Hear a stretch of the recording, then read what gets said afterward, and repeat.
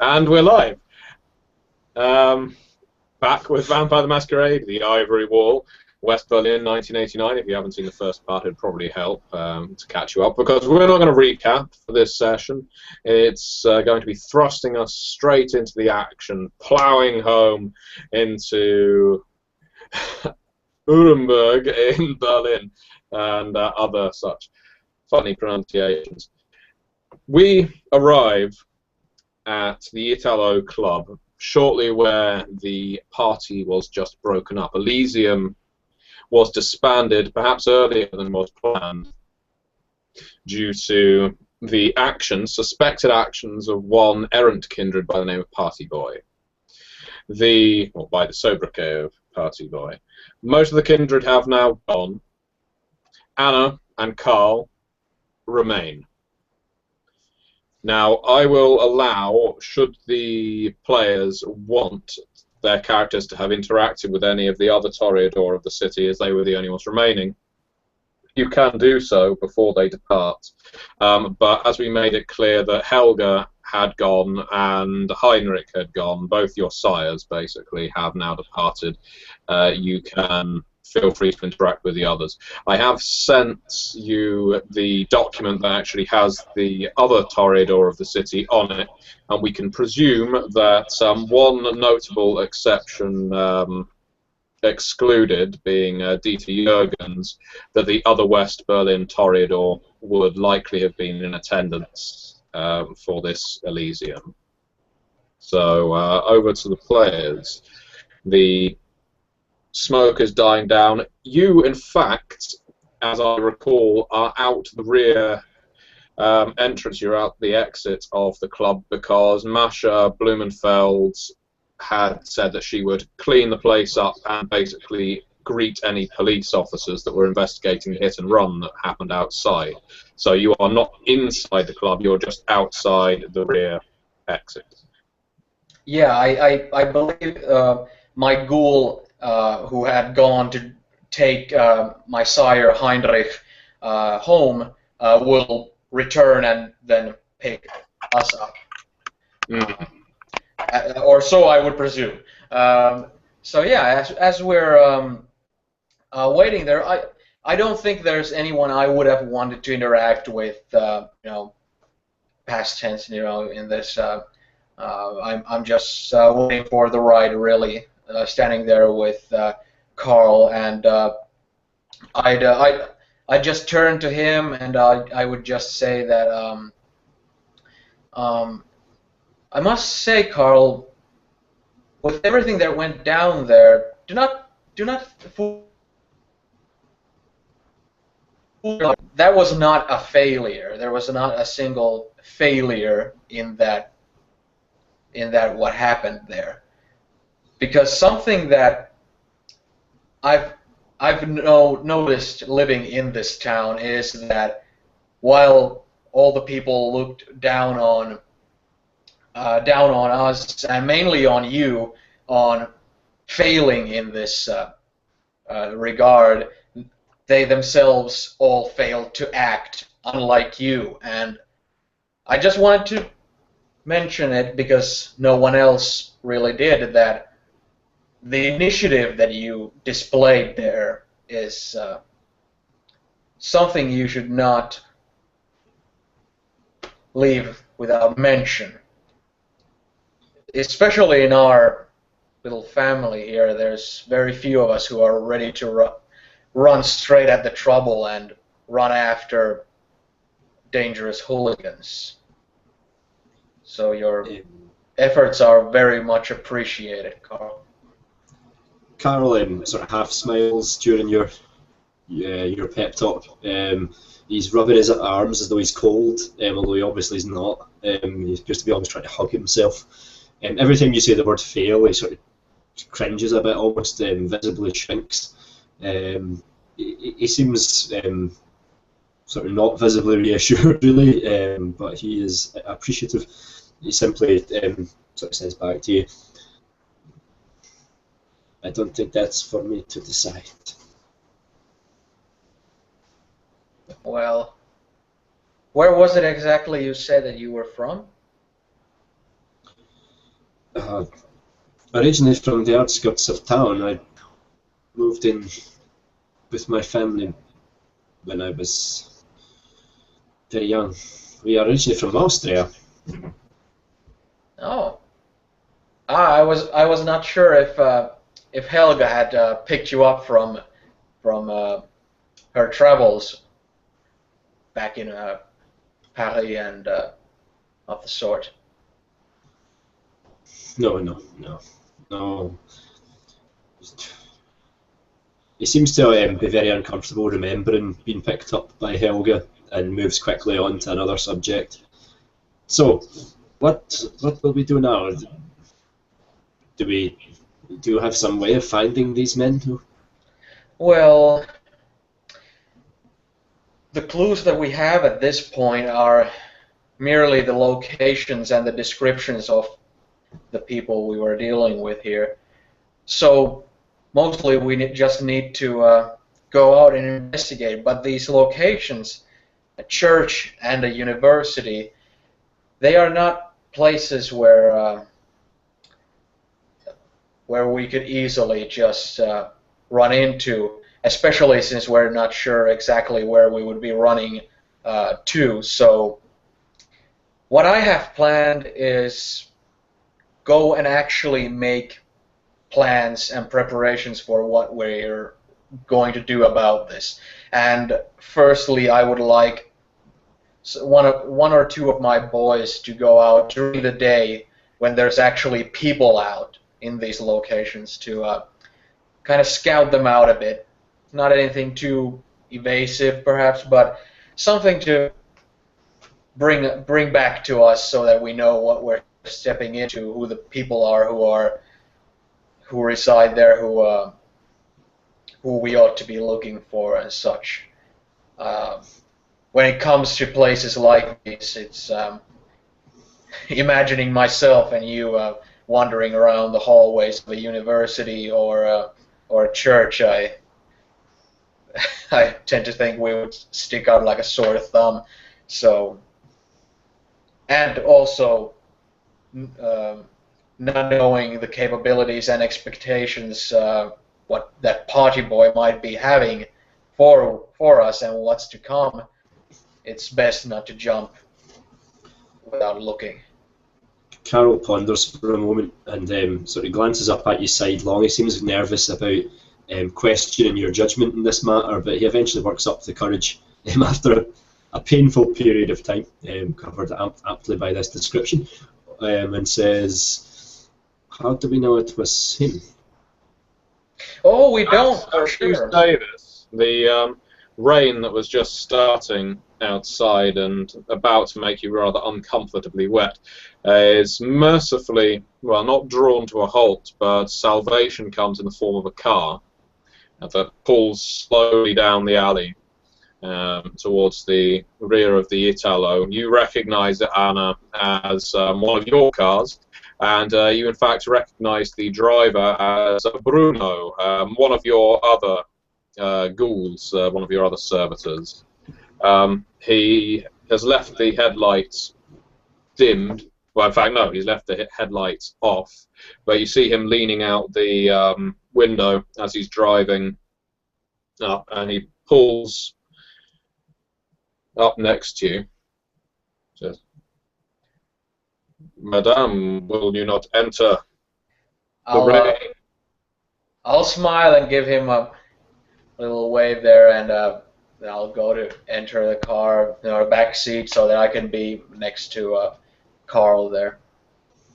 "And your friend," he gestures for Carl to do. He's with me. Carolyn nervously again walks past the driver, nods to him in gratitude, probably more than he should, 2 or 3 times, and then he sort of climbs into the back. He lets Anna get in first because he thinks that's maybe what a gentleman would do. Bruno is a big man in size. He is well built, muscled, clearly of a bodybuilder variety, or perhaps ex-military. He has the face of such as well. He's by no means handsome. Rather, he looks like he's used to breaking heads, or otherwise having dumbbells land on his face. because he didn't pick a good spotter. So he's got a great dent and welts across his cheeks, where something hard has hit him once. As he starts reversing down the alley, "No trouble, I hope, madame. I received a phone call at home from Friedrich telling me to come out here with some urgency." No trouble, Bruno. And I'll lean a little bit forward, and I'll give him a little stroke from the back, on his cheek with my finger. Then I'll say, and I've told you to call me Mutter. Of course, Mutter. You can see he's trying to look stoic as he reverses the car, but he can't help but shudder as you draw your finger down his cheek. You know the effect that you have on these men. Mutter, as he pulls into the road. "Where would you have me take you, Mutter, and her friend?" Take us home. Home. Home it is. Lucky You don't boy. mind, do you, Carl? Carol sort of doesn't say anything. He just looks at this big brute in the front seat, very reminiscent of all the people that bullied him when he was young, and sort of glances at you. He's quite startled. "Pardon?" Never mind. But Carl, I do believe you were about to say something before the car arrived. Oh yes. The infamous party boy. How do we know he is the one? People seem surprised that he had the abilities to do the things that these people managed to do. May have been someone else. Now, that is entirely possible, especially if Party Boy is a Toreador fledgling like the rumors say. It would be far-fetched for him to be able to master the discipline required to handle the two doormen the way he did last night, if it in fact was him. But then again, this type of an action completely fits his MO. This is exactly the type of thing he would be up to. So it leads me to rather approach it as if Party Boy is not a Toreador, rather than this is someone else than Party Boy. Of course, the possibility is there. These are all rather baseless assumptions still. Carol's conspiracy theory mind is going into overdrive now, as he sort of you can see the hamsters turning the wheels in his mind as he rocks back and forward, and light bulbs struggle to come on above his head. He sort of keeps glancing round at you. This doesn't seem to add up to him. Eventually, he bursts out with, "So, this is very much his calling card. It is very much his style. The image spray painted onto the chests of the bouncers, is this significant to him in some way?" I do believe he has caused some graffiti at one place or another, if I remember correctly. But I am a bit troubled by the thought that our illustrious prince suggested tonight. He was very concerned that Party Boy might be someone whose actions are actually coordinated and that have a clear strategy behind them. Specifically, that it would be something coordinated by Gustav Breidenstein. And I have a hard time buying it, but I guess when you're in positions of power, you have a little tendencies to be a bit paranoid, I guess. Does it not seem to you to be perhaps an over-elaboration, an attack at the secret Elysium, exactly in the style of Party Boy as we would expect, and he is the topic of discussion of the night, and suddenly here he is doing what he does? Yes, it is possible, but I breaking masquerade in this fashion, I would believe it would hurt Bridenstine as well as it would hurt us, because we're all Camarilla. We all want to uphold our end of holding up the masquerade. So I feel he would be. I wouldn't like to think he is so short-sighted that he would shoot himself in the foot in that regard.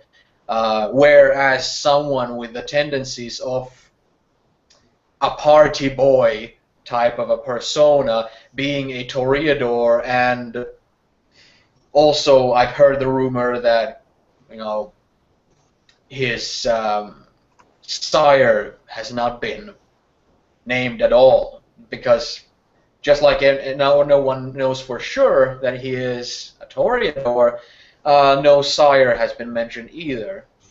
And since there are a lot of cases of sireless kindred, I tend to think this type of attention-seeking might be something that's not far-fetched at all. But if Bridenstine does not stand to gain, and we do not stand to gain, and we know that it wasn't us, then who stands to gain from this? That is the one of the biggest dilemmas here, because I'm not sure whether or not, since we know so little at this point, it's almost impossible to fathom what the gain would be, because it might be simply the infatuation of one's ego. Or is the question, perhaps, judging by the prince's reaction, who would benefit from open war? That is true. I hadn't thought it in those lenses yet. Bruno drives you through central Berlin, or West Berlin. It's the dead of night, of course, now.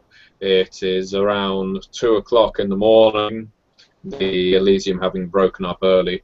The rain on the windscreen keeps patting down. You can't see that far ahead of you, but there's not a great deal of traffic on the road. Occasionally you see people spilling out of clubs, late night establishments that are open in this area, and your particular haven, Anna, is not that far from Nuremberg. It is, after all, part of your involvement in the clan that you like to keep in touch with the social scene. Now, as in a mechanical term, you do not have any points in domain. I would say that because you do have 3 points in resources, you probably have a small apartment, but it's likely plush. It's decked out with nice things. So it's unlikely to be a penthouse, but it is probably going to be in the nice part of town. Would you agree with that? Is there anything you'd like to add to it? Yeah, I was visualizing it looking like something like a expensive hotel room type of a thing. A Patrick Bateman style. Yeah, very much like that. Yeah. So yeah, you have your own little block of the apartment to yourself, and your ghouls live similarly in apartments within the same block. It's not owned by you, but you like to keep them close by, some of them, and of course your vessels that you bring in to clean, maintain the place, and otherwise satiate your needs are likewise fairly local. Bruno pulls into the underground parking and climbs out of the car to pull the shutter down. Some fool left it open, you hear him say as he gets back in the car and pulls into your designated spot. Yeah. Friedrich is heading out again to pick up the damaged car once things are quiet. He is. We are keeping an eye on the area. We do not wish to draw any unwanted attention. He opens the back door to allow the two of you exit. I'll I'll get out of the car and I'll mention to Bruno that now don't go out too far. I will be needing a ride very soon again. I will mostly go up and see to a wardrobe. Mutter, it is. You can see already he's, despite his large frame, he must be prone to nerves when it comes to your safety. It is 2 a.m. It is only 4.5 hours until the sun comes up. Are you sure you want to be going out again tonight? Not that I am questioning you, of course. Oh, Bruno, I go close to him. You know, I press myself against his chest, and I'll be putting my finger again to his cheek, and I'll be you know, tilting my head a little bit, and I have a smile on my face. I'll just say, "But Mommy hasn't fed yet," and I'll smile at him. Carl at this point looks for a nice patch of linoleum to look at or something. He's quite embarrassed by all of this. But Mutter, you know you can feed from me whenever you need to. Of course, You I know. Of course, I know. But it is a mother's duty to feed her children, not the other way around, silly. And I'll just like slide the finger off the cheek through the chin, and I'll just go to walk towards the elevator, and I'll signal to Carl with like this smile and this index finger wave. Bruno heads back to the car, shivering off the unholy sensations that he is currently experiencing. Looking at Carl with a bit of a shot of jealousy. As Carl stalks towards the elevator, beckoned by this siren, he can't help but think he hears "In the Air Tonight" coming through. It's been piped in somehow. And It's the late 80s, I think. I don't know. He can certainly feel it coming in there tonight. The way things are going. And he sort of shuffles along, and keeping his head down still, not wanting to appear too keen. Eventually makes his way into the elevator. And sort of just stands back and lets Anna operate the controls. Once the doors close, I turn to him and say, I never really asked. Do you get the required nourishment from the food you eat, or? He shakes his head. No, not anymore. Figured as much. There's no escaping. There's no escaping it. Oh, which reminds me, he seems quite embarrassed and then sort of leans quite close, even in an elevator with no one to hear. Is there a working bathroom in your apartment? Please make yourself at home. Thank you. Oh, sorry, danke. Danke. Yeah. Why start being authentic now? Let's see, which floor? 1, 2, 3. Yeah, whatever. This elevator is too slow! Schnell! Rouse! But anyways, once we get to the... So you're currently bellowing commands at the elevator, enjoying your strong Germanic language. There aren't many languages more Germanic than German. And so, bing, you arrive at the allotted floor. Although, no, let's be suitably Wagnerian. Bong, we arrive at the appropriate floor. So, I mentioned to him when we walked to the apartment, I'll just mention that, yes, as Bruno mentioned down in the garage, that there aren't that many hours left in the day, but I still have some nightlife in me.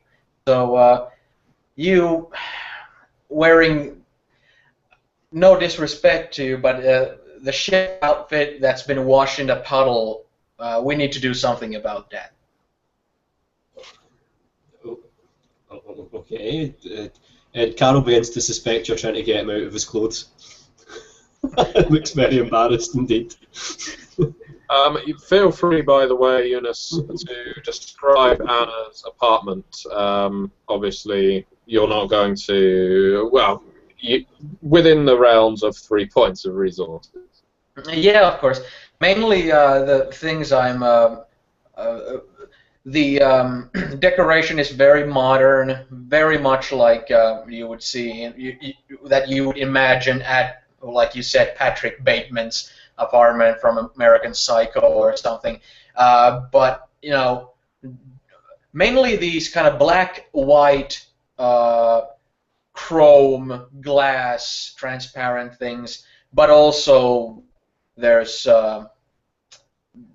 some reds there, here and there, just because it's a vampire's apartment. There has to be some blood red curtains and such. But pretty much, you know, very smooth, slick, you know, looking, modern-looking furniture and that kind of color scheme, you know. Ah, Miss Van Hagen, I see you have gone with the crimson bed sheets. Yes. No, Carol, sort of, I don't know, he appears very interested in the carpet as you're talking about him changing out of his outfit. And then again, in his rather embarrassed tone, scratching the back of his neck nervously. Where is the bathroom? It's right over there. Make yourself comfortable, dear. I'll get you something to wear. So yeah, Carol disappears in there for a moment. I imagine that's a room that mostly goes without use. With half of a steak going down it. Yeah. So unless, of course, the ghouls use it or something. Eventually, he actually uses this time to sort of steal himself while he's in the... Okay, Carol, there is a beautiful woman. She wants you to change your outfit. You don't want to be too keen, but you never know. And he actually takes a couple of buttons down before he stumbles out again.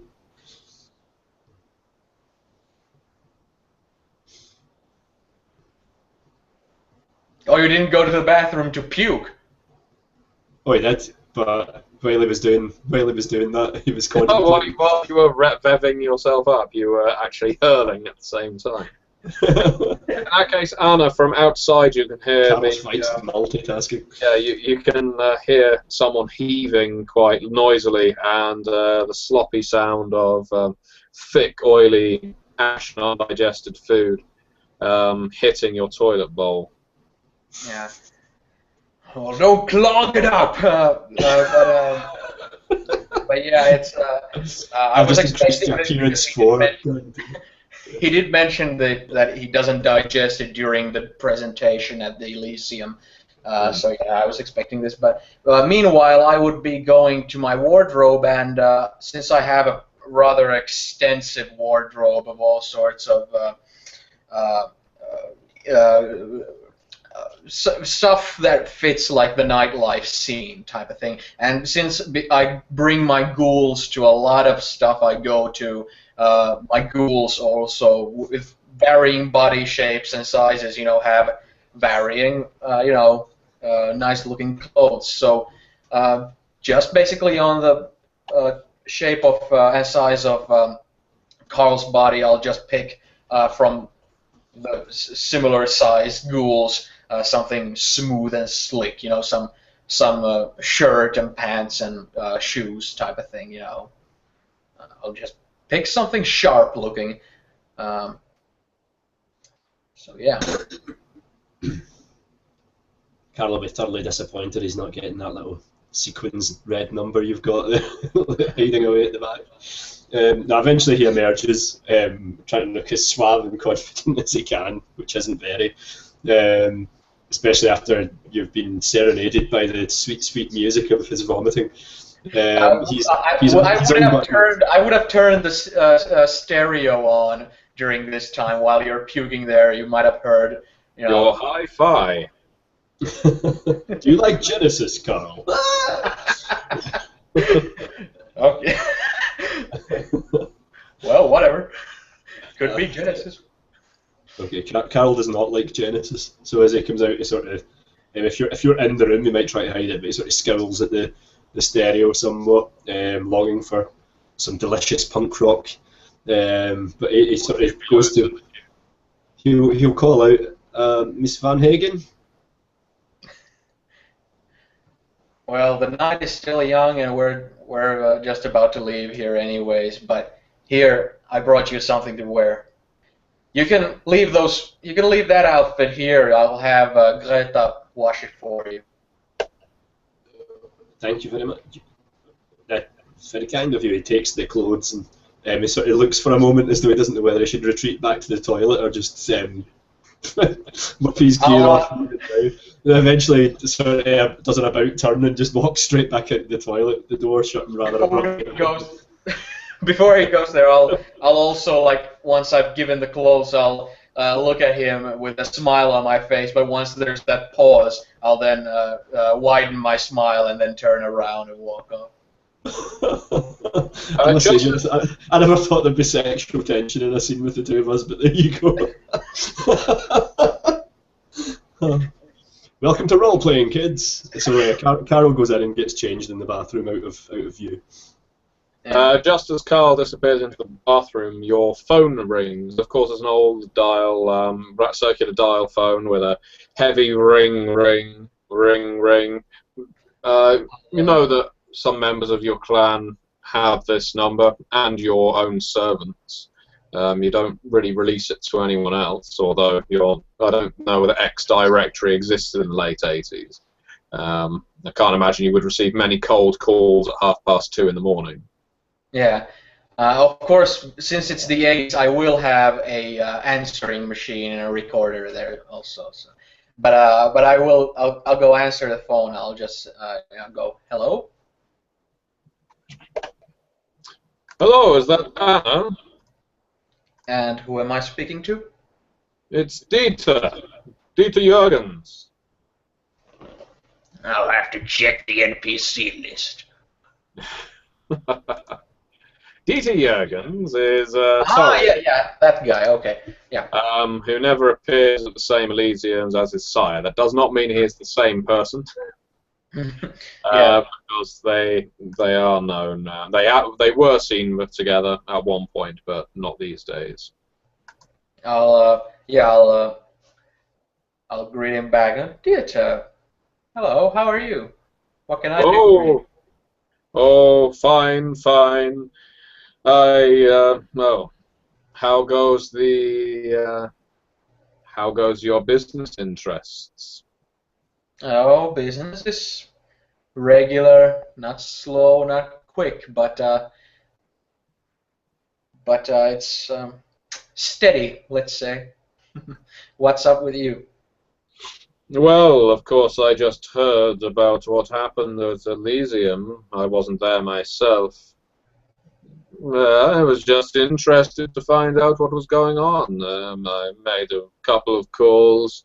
Everyone was very cagey indeed, but I just thought I'd give you a call because I know that you know that it is useful to share information. You never know what you might find out. Yes, of course, but in terms of the details of what really happened, I'm sure from everyone else you've called, you've heard pretty much the gist of what went down. But if you wish to know any more of it, I don't really like to talk about sensitive subject matters like this by the phone, so we could meet up, at some point and get together and chat. Well, you can come to my my little chateau, which is where Dieter resides. It's actually on the outskirts of Berlin. He has a very small chateau, to be fair, but it's where he typically hosts his extravagant soirees. And you are welcome to come there at any point if you wish, of course. I see you all too infrequently. You do not have the taste for for the wine like some of us do, but still. I would very much like to see you. I'd very much appreciate it. I hear all this talk of one party boy, and I can't help but be interested. But detail seems scant, and what use can I be if I am not informed? Yes, of course, I understand that, and I welcome an excuse to visit old friends. So I will. I will Well, I was thinking of a short notice. juicier bits in person. I was thinking of a short notice party in a couple of nights' time with exclusive invitations, you know. Very hard to get. If you are interested in having one, and maybe, yeah, if you would like an invitation, I'm sure I could stretch to you. That sounds lovely.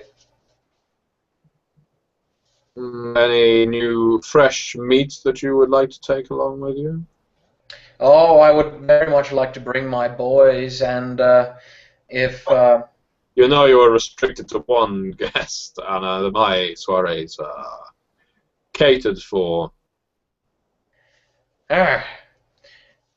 everybody wants to leave my You my know that muscle home. your retainers can, well, they can go to the civilian house that I have on the edge of the chateau. They will have their own entertainment, but they are not to witness the extravagances of what I put on offer. It is a kindred-only affair. I will ask around if I dare not speak for others. So Of course, of course. Well, you know how to reach me, or you know how to reach one of my ladies, and, well, I will look forward to hearing from you. By tomorrow night, though, make sure it is not before the dawn. Well, not after tomorrow's dawn, otherwise you will not get an invitation. I am just as dependent on the postal service as you, and any other member of the kind. yes, that you are. Well, I'll see you tomorrow night then, dear. Yes, yes, I do hope so. Call around before the party. Perhaps we can come up with some ideas ourselves, yes? Make it unique to us. Sounds lovely. All right, you rest well. He hangs up. I'll put the phone down, and by this time, Carl has perhaps gotten his clothes on. He slipped into something a little more comfortable. Yeah, he comes out of the toilet in the clothes that you gave him, holding the sodden chef's outfit that he was previously wearing. He looks around for somewhere to put it, and finding a suitable surface, puts it down, and then he sort of walks towards you.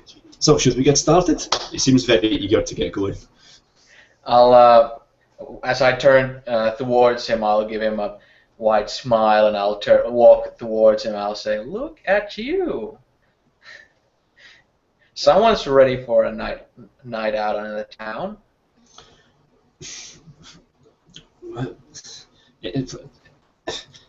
Anything for clan business. Yes.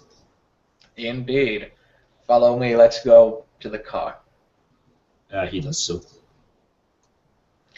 I don't know if either Helga has mentioned, or I do not think I've had the pleasure to actually mention it to you, but I have this knack for hosting parties late at night, and I always send one of my boys to maintain and uphold the party. I have a separate apartment on the other side of town, and there are always people who like to come there to who look for that sort of a certain type of nightlife and excitement, and since I am in the business of providing pleasure, those are my offices, I would say. Yes, my sire keeps me well informed on the comings and goings, the businesses of the clan. And, I do my best to learn. As you should. But come, as I haven't fed tonight yet, I dare to expect that you are quite famished as well. I find myself with an empty stomach. Not surprising. You, by this point, boarded the elevator and descended back to the car park. Sharing the elevator with you is a man in a very, very clean, very crisp, very expensive suit. He's not one of your retainers, Anna. You recognize him from living several floors up. He doesn't ever really speak to anyone, and he's often active in the building quite late at night. He gives you a glance and your companion and makes small talk. Very well dressed for this time of night. Oh well, one can't get some sleep, you know. Needs to go and see the world. Well, us nightlifers. He gives a small smile just as you get to the ground floor and heads out towards his car. I'll exchange a smile with him when he, pays that courtesy to me, and but once we're down there, I'll just head straight to the car with Carl. Bruno is there waxing the bonnet, of course. Learning karate. Yeah. I'll go and open the shutters. He heads off towards the front of the garage, and the other man drives through almost immediately after he lifts the shutter. And Bruno shakes a fist. Oh. Don't cough! Yeah. Schweinhund! Yeah, we really must stop this. Yeah. We really must continue this. But everyone knows. He comes back towards the car and opens the back door so that again you may enter. Where are you heading, Muta? I see you are dressed for a night out. It is late, early Saturday morning. I'm not sure there will be that many places to go in. Well, there's always our place.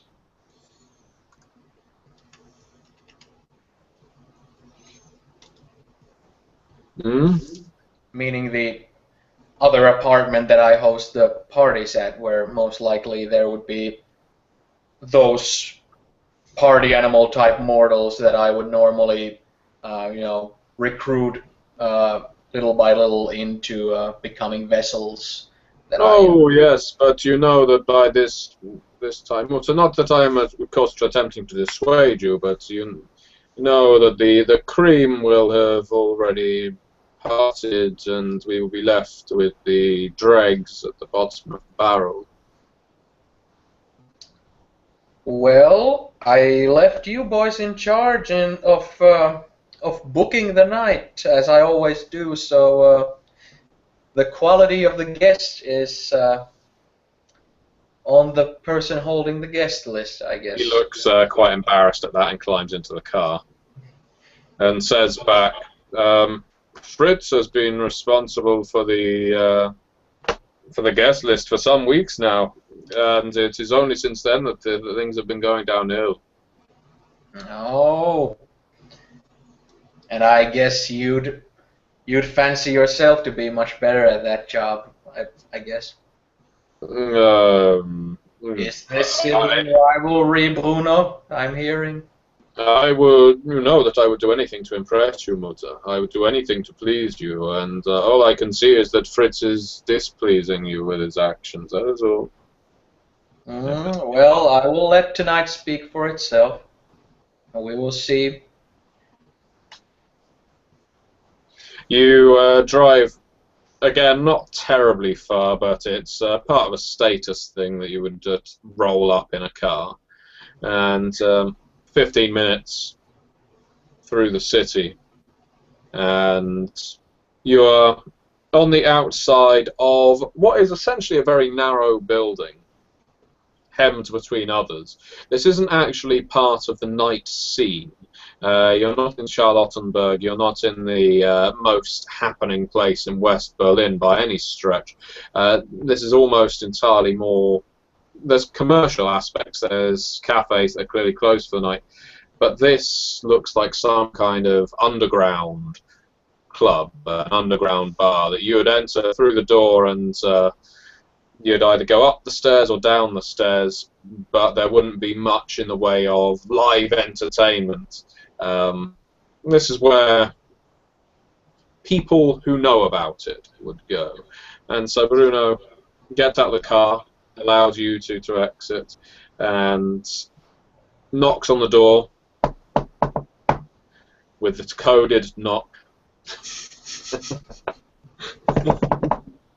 Right at the Valkyries, and the door opens.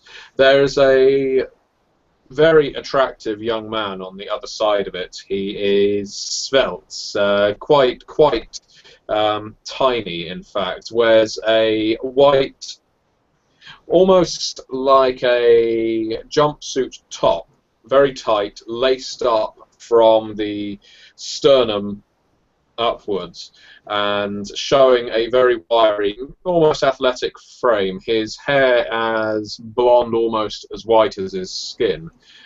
This is actually Fritz, your ghoul in charge of this place, and judging by the size of his body, possibly the person you're borrowing clothing from right now, Carl. Oh, I like your clothes. Mutter, please come in.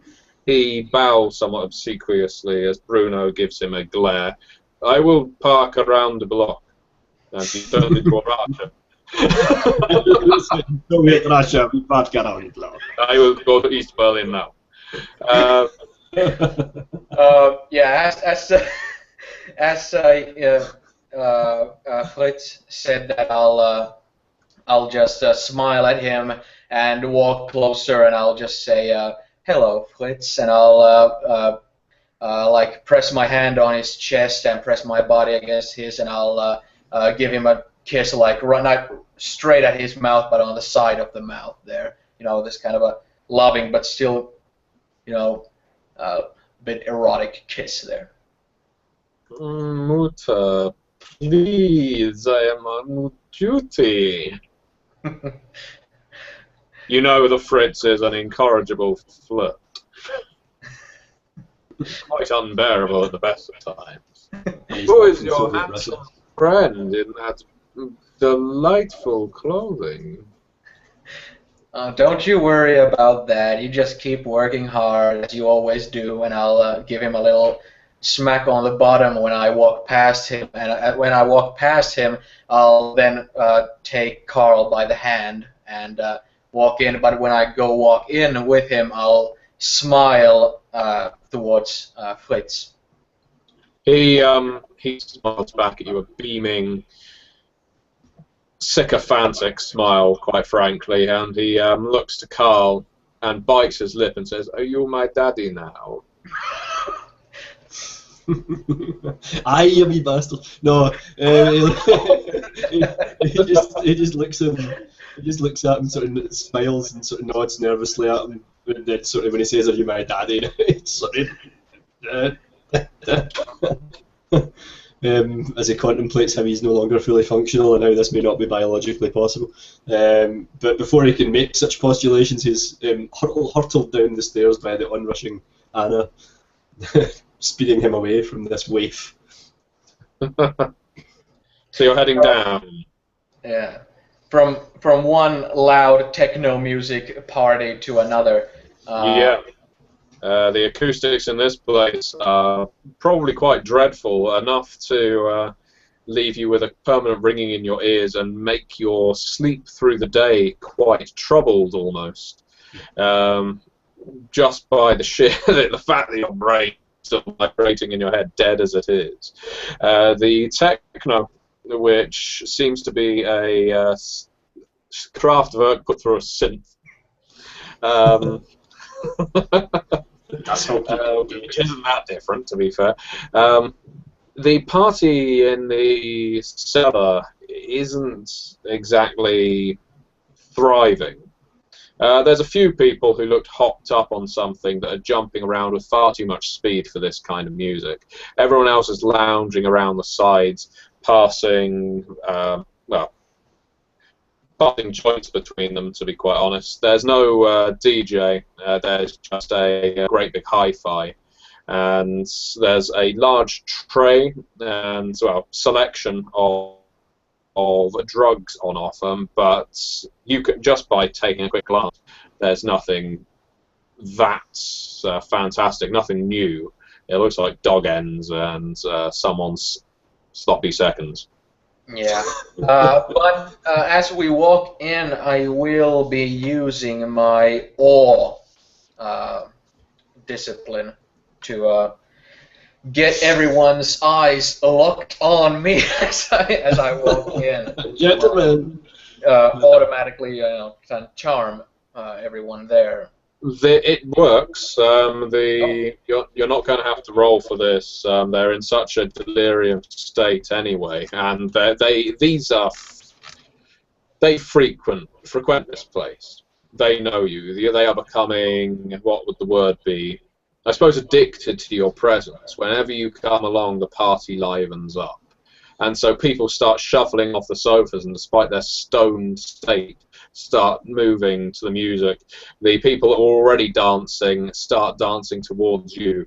One of the men, who appears to be, judging by his garb and the fact that he's significantly smarter than the rest of them, some manner of drug dealer, stands up, beaming at you. He says, Do you want something? No, but you look like you want something. I do. I'll smile at him, and then I'll turn to Carl and I'll say, please, if you like, there's drinks around if you're into that kind of thing, so you can help yourself to some refreshment there if you like. As you say that, Carol looks at the cracked up mother effers in front of him and considers that he may not want to drink anything from this particular selection. But he sort of nods appreciatively. Thank you. I will see what I can find. And then trying desperately not to activate his heightened senses, makes his way through the room towards the hi-fi. Wait, so he turns it off too loud. You didn't hear, 6 aggravated damage. Ah! You didn't scanners. You didn't hear Fritz actually coming down the stairs behind you, of course, but you do feel him and gently tapping, half caressing you on the shoulder. And he leans in and he says, Mutter, I can tell you who is high and who is not. So if you are looking to have a little drink. Yes, I am actually, but I'd like you to point out someone who is actually not that intoxicated. Would you? Yeah, Carol seems to be attempting to fathom this out through mere observation, which has proven difficult. He's looking at them and then walking on. Yeah, again, I'm not going to make you make rolls. There are some people here who are clearly of sound mind. Not many. You can identify two who look like they've been dragged here by friends and are particularly uncomfortable to still be out here late this night. And so, although they can't take their eyes off of Anna, their discomfort is keeping them pretty much glued to the sofas and checking their watches, hoping that their friends decide, okay, it's time to move on. Carol selects a male from that crowd. He makes his way over, and as he spies them looking at Anna, he'll move in and sort of looking in the same direction. He'll sort of say to him, "Beautiful, no?" Yeah, she really is something. I mean, I never usually go for women that look that old, but she's got quite a figure. There's something about her. Maybe it's, I don't know. She really controls the room, you know. This doesn't look like your kind of place. No, not at all. I'm not German. This music isn't me. I'm just a tourist here. You can pick up that although he's speaking in German, it's with a somewhat broken accent. Oh, really? Where are you from? I'm from Österreich. Oh, I'm Danish. I've got a cousin here. He's he loves all this stuff. This isn't me really. He finally snaps away from Anna and looks at you. I've gigs with live music, you know, guitars and actual music. Oh, sounds like my idea of heaven. Yeah, the noise, this electronic bullshit. It's not the same. Yeah, I know. I can barely hear a word you're saying, man. But it's at least nice to meet someone who's not of their face. Hey, I think I might know a place. Do you like live music? Yes. I love live music. I've seen Bob Dylan once. Carol sort of like, yes, I appreciate the poetry of the lyrics. Yes, very power to the people. Yeah, I think there's a friend of mine. If you would like, I could introduce you. Yeah, but my cousin's still on the dance floor. I can't leave without him. Oh no, we're not going to leave. No. Just go and see if I can find my friend. It's just. Okay, well I'll be right here. Sounds looking for a quiet. I'll be right here. If you could take me somewhere that actually serves drinks, that'd be enough. I don't do all of this shit. He gestures over to the drugs trolley. Carol shakes his head, makes a straight edge gesture at him, and then looks over at Anna and sort of thinks there could be my friend. I might surprise and impress him with this. So he walks over towards Anna. Anna, you are also looking into who is or isn't addled. Yeah, I'm not looking to get a buzz myself. You know, I don't want to get into alcohol yeah, I don't want to get drug-induced blood. Yeah. That's what well, from what you can tell, although the drug dealer is kind of up in your face and, well, completely obsessed with you, and you know him. You know that he's been here plenty of times before, and in fact, you probably fed from him once or twice. Fritz points out that him, the two over on the sofa, he points to a young man and a young lady.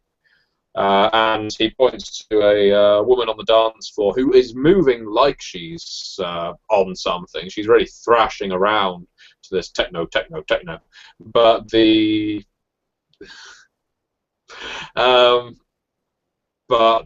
she must just be into the music more than be induced.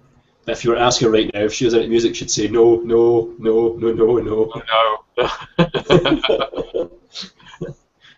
He has no limits. No end to the references. But no, there really is. But yeah, I guess I'll If the girl is someone who I haven't like regularly fed from, that excites me more than the drug dealer guy. Then I'll So the dancing one or the dancing. uncomfortable the dancing girl. I'll be moving to her, and if my disciplinary action has caused her to pay any extra attention to me, it's You wouldn't be put it past her to be dancing a little harder and with a little more ferocity, simply to impress you, and you can see that she occasionally looks at you and smiles.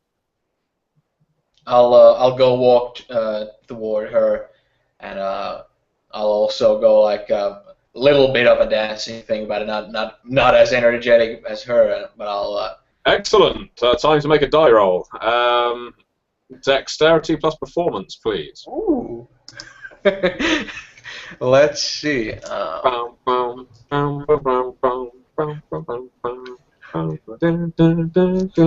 We're making dice rolls and we are proud.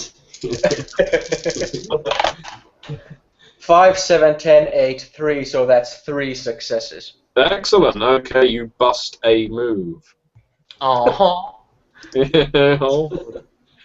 Yeah. So yeah, I'll dance with her and I'll smile back at her, very flirtingly there, and I'll say, "Oh, I haven't seen you here before. What's your name?" My name is Megan.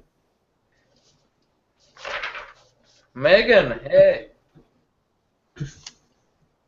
I love this place. I've only just found out about it. Well, I'm glad you do. I come here quite often myself. It's mostly the music. Yeah, it's really rad, isn't it? Sure is. I'll once we kind of get into it, I'll actually use disciplinary action again, and I'll use entrancement on her. Oh, you're just gonna hit her hard, okay. Yeah. Just take him down with a headbutt. That's how we do it. Right. It's outside of Glasgow. We feed proper. So yeah, it's your do I need to roll for her, or? The target's willpower is only going to be a 4, so, which is fairly good for a mortal, but it's appearance plus empathy. 4, 4, 7, 8, 8. So that's 5 successes. So she entranced by you for a year. Nice. Aired one. So basically, in terms of what's going on while I do it, I'll just, while we're dancing, as the kind of the warmth between us seems very much mutual. I'll keep getting closer to her, and eventually I'll just go and place my hands on her hips, and I'll like lean in real close, like almost like faces touching there while we're dancing, And The only parts of her that are occasionally rubbing against you are the piercings that she's got a couple of piercings in her lower lip, and they occasionally they just rub against your face. It's a cool sensation that goes past you. And are you spending a blood point to make yourself appear more mortal here, or are you being as frozen and dead as you appear? I'm not spending that blood point no, actually I am, because I was just about to mention that I'm going to, while our faces are very close together, I want her to feel like the breath coming from my mouth and the kind of the heat of another body that close to her and that sort of thing. While not completely like grinding myself to her, but still it's like very, very suggestive being there. And I'll once I've been in that close proximity for a while, I'll whisper to her. I'll just look up, from underneath my brow, and I'll just say, "You want to get out of here?" Fuck yeah, she says by response. I'll give her a big smile, and then I'll then let like noses and cheeks and that sort of thing touch, but not lips, and I'll take her by the hand, and I'll start walking her to upstairs with this very like feminine type of smile and type of this step that where my hips are very much moving very much. As I walk. Carol noticing this scene unfolding before him and the seductive way in which Anna keeps repeatedly saying the word techno to her victim, turns to the man he was talking to a moment ago and sort of points over his shoulder and goes, "My God, look at that!" Yeah, he's looking over at the stairwell, shaking his head. I'm guessing that might well be his pal. I'll gesture for him to come over. He leans. He gets up. Did you see that? I think I did. That wasn't your friend, was it? No, my cousin's still on the dance floor, but I've heard about this, how liberal they are in Deutschland, how women kiss women and men kiss men. You know, my friend, we go up to the street and I'll tell you what it should be like. He's about to real frown. Okay. Carol sort of thinking in for a penny, in for a pound here, decides, okay, and sort of goes with him. Fritz blows you a kiss as you go up the stairs past him. Carol would wiggle his arse if only if he was as confident as I am, but instead he just nervously shuffles past him, probably. Is Anna going straight to the top floor, or are you actually exiting into the street? To the top floor. I'm not looking to leave the building. I'm just looking for privacy. Okay, well, we'll stick with Carl for the time being. As you leave the heavy thumping of the techno, Carl might actually suggest to him in this sort of as they're exiting that they may, if they want to discuss this subject, they may want to go somewhere where no one can hear them. Yeah, let's go out on the street. It'll be quiet. I can't go that far. My cousin's still down there. It just makes me sick. Doesn't it make you sick? Oh, I don't know. Two girls. There's a certain. You can't make that, are you? There's a certain beauty to two women, no men ruining the view. No. When my father, he always taught me that it wasn't that long ago, it was in his lifetime, that people like that, they'd be strung up with piano wire. Oh yes, the piano wire, yeah. Unnatural, unhealthy. I had hoped that this trip to Germany would, well, I was hoping to see some of what it was, you know? And I come here and it's all fucking discotheques and gay boys and Turks and blacks and Americans all over the damn place. I tell you, the day they built that wall is the day this city started going downhill. Alright, Carol's beginning to think that this guy's 40 years too late for the party he came to Berlin for. So... Yeah, that party's over, pal. Sorry, big guy.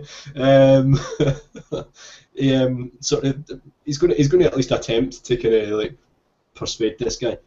Hey, you know, I think I heard something about. And he sort of looks around the street, sort of revival of that sort of thing. Very. We don't want to talk about it publicly here, but maybe if you could just. And he's looking for a convenient street to nip this guy down. I can't go too far. My cousin's still down there, he says, as he's walking alongside you, and then he stops you again. You're not like that, are you? I see you're very pale. You're not like that, are you? You're not one of them. Carl sort of like raises an eyebrow and sort of points at himself and his wiry frame and his his appearance too. Do I look like a pretty boy to you? You look like an ill boy. What's wrong with you? What, are you saying I'm too white? He slaps you on the face in a manly way. Alright. I'm going to try and open this guy's closet, I'm telling you. So, yeah. Carol takes that with a certain humour. No, you're cold. You're cold. Of course I'm cold, it's fucking freezing out here. I'm wearing nothing but a t-shirt and a pair of pants. Yeah. Well, we're not going down any of these alleys, pal. If you want to tell me about some club I can join, you'll tell me here and He now. leans in and says, I'm not trying to find a fucking club, I'm trying to find those two girls so we can beat the shit out of them. Oh. Well. You're going to have to, at that point, I think, make a... Manipulation subterfuge. Yeah. Do a manipulation. Not Carol's strongest suit. If you're actually trying to convince him... No, because you are lying. So, yeah, manipulation. Bare-faced lie. Yeah. Don't I even have subterfuge? Ah, there it is. Oh, the gods have failed me. So Carol very unconvincingly says, yeah, we should find those girls and beat them up. In a Scottish accent to make him even less convincing.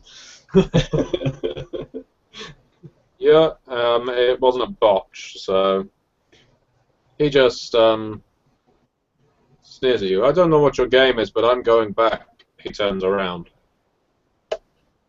Carol, having already sort of heartily fed from that poor blighter in the street, is maybe not too fussed about this. Kind of shrugs and goes, "Suit yourself," and says under his breath, "Nazi fuck." I'd like you. What I'm going to do is roll to see whether he heard that. Good, because I'm for fighting this guy. Because I am a fan of 80s punk rock, and I'm probably a socialist, and I'm ready to go for him.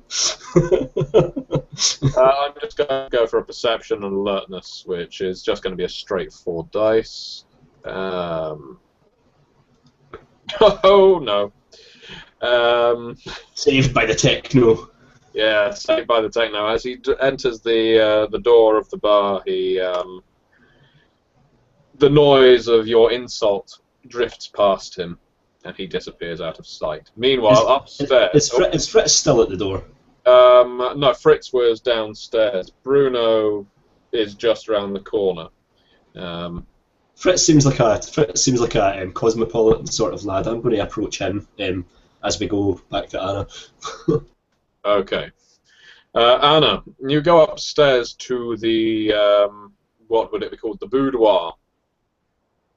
Yeah. Where some of your more nightlife activities take place.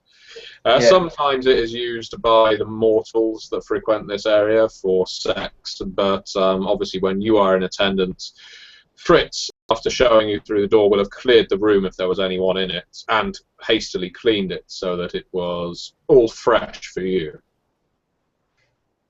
As I go in, I'll go like after, or I'll go in with Megan, and but behind her I'll go and close the door behind us, and then I'll turn to her with a smile, and I'll walk toward her, and I'll take the handbag off of my shoulder that I've had with me, and I'll just approach her with the... She puts the middle ring in her lower lip between her front teeth as she sort of sucks it in and puts it out again and says, "There's no music up here." Don't worry about that. I'll caress her cheek as I approach her. While you're... Well, no, actually, you know what? I'm not going to roll anything. She responds favourably to your caress. I'll approach her mouth with mine, and I'll just under my breath, I'll just whisper toyingly, "You ever been with a woman?" And you hear the shake of hers as she responds equally low, "No." And then I'll just go in and kiss her. You're not sure. I'm gonna be like a really like smooth, and I'll like try to make a good impression on her, type of thing, you know. Hmm. Yeah, you're not sure how much of what you're doing is down to your skills as a vampire, your disciplines, and how much is down to your natural attractiveness. And quite frankly, there's probably a part of your mind that worries about that kind of thing, a part of your ego that wonders whether you'd be able to get this girl, or indeed any other prey, given that you are not traditionally beautiful, or at least you do not have the beauty of youth about you. But the taste of the vitae, if you are biting into her lip. No, I'm actually not. In that I case, the actually taste of have her a lip. little gimmick Yeah. that I Oh God. want to use. And no, don't. I'll In that case, she has strawberry bubblegum flavored lipstick. nice. I'll I'll then again say, like under my breath with this smile on my face, "Would you like to try something?" She nods hesitantly but affirmatively. I'll reach into my handbag where I keep a little baggie of sugar pills, of placebo pills, and I'll I'll pull that out, and I'll say, "How about we split one of these and get ready for the night of our life?" Yeah, she sits down on the edge of the bed and pretty much puts her hand out. Obviously, this is what she was hoping for more than anything else. Yeah, go ahead and I'll give her another kiss while I break it in half. You know, I'll just and I'll go to I'll put my finger so that I'm about to place it in her mouth myself. Okay. She And puts out her tongue. yeah, and I'll have mine, but you know, I'll hide it like between somewhere, you know, between my gums and so, or something. That's like my cover, just in case she's not the material to be turned into an actual vessel quite yet.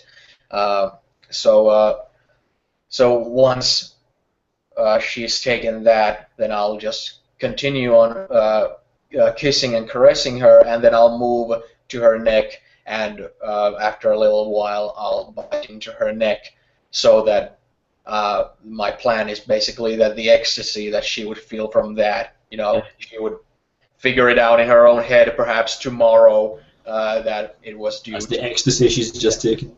Yeah. She starts, as you're kissing her, saying, I can't feel it. I can't feel. And then, of course, you bite into her gently, and she announces, she proclaims that yes, she can feel it. She can feel it. And then she starts moaning with the pleasure of you drinking the blood from her veins. How many blood points are you intending on taking? Let's see. There was something in the book. I was just thinking that an adult human has 10 points of blood, and it says that 20% of feeding of 20% of someone will not have any effect on their like physical thing. Yeah, if you start going over 5 blood points, you're running the risk of anemia or brain damage. Yeah, definitely needing an ambulance type of thing. Yeah. So basically, I need to feed my ghouls 1 blood point a night. Am I right? Ghouls don't necessarily need 1 blood point a night. They like to be fed 1 blood. Oh, okay. Well, but I believe they can last longer than that without.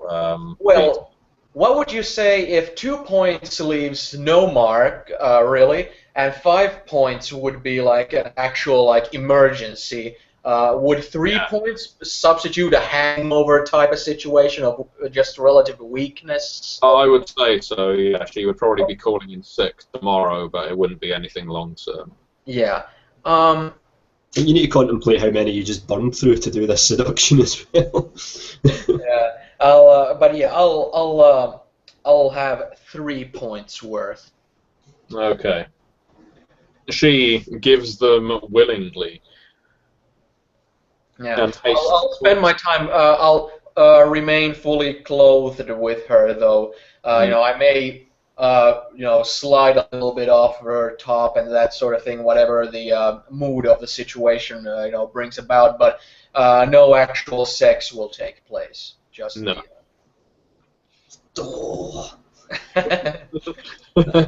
I'll put away the hand motion. Oh, damn it. Doc's going back in the drawer, Jonas, what's this all about? Like Marvin Gaye on and everything over here. Yeah. Okay. Anyway. Back to Carl. Carol slides on up to Fritz. Oh, you were quick, he says, and he wasn't that camp before. Oh, you were quick. Oh, you were quick. Carol sort of nods to him, but keeps glancing over at where the guy that's just stormed back in's gone. You didn't have to see that man come in, did you? Just now or earlier this evening? Earlier tonight. Did he have company? Yes, I saw him come in earlier tonight. Who was he with? Oh, one of his. I think that they said they were cousins or friends. His cousins down on the dance floor. His name's Andre. Is he out his face? Oh, yes. This revenge attack in the Nazi now seeming like his best option for feeding.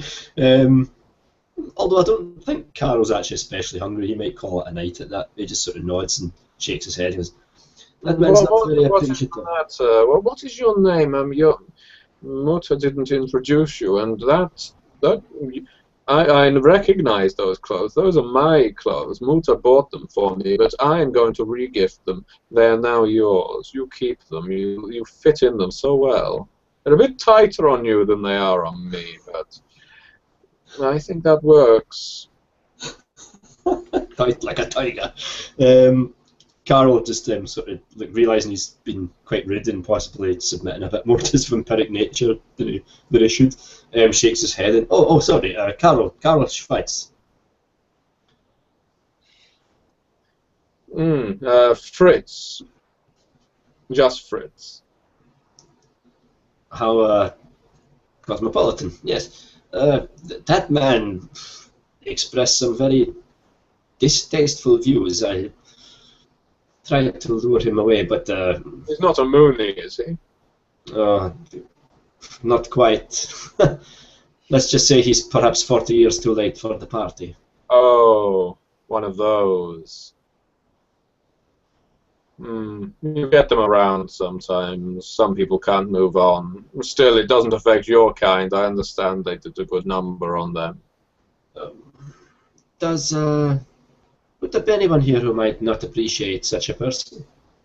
There are plenty around here, but the guests are down here because Mutter needs feeding, and I do not like to send people away. It puts a bad taste in the water. If Mutter does not want people of a particular bent downstairs, then... No. I perhaps mean to elaborate still further. If he were to, say, start some trouble...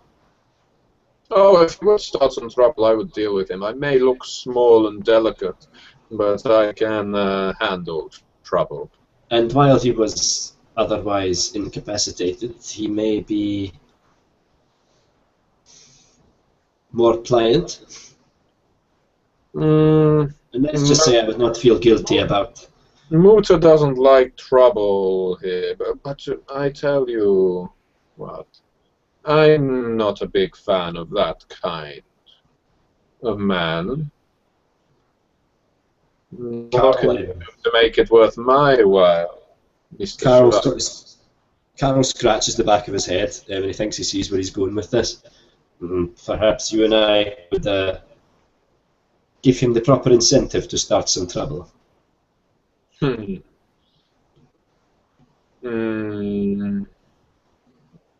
going to have to do an expression and charisma. Oh, no, or expression and manipulation.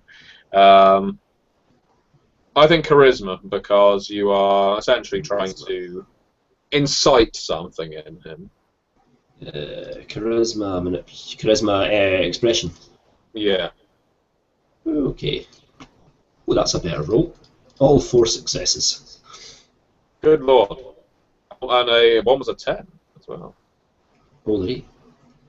And suddenly Fritz is naked! My god!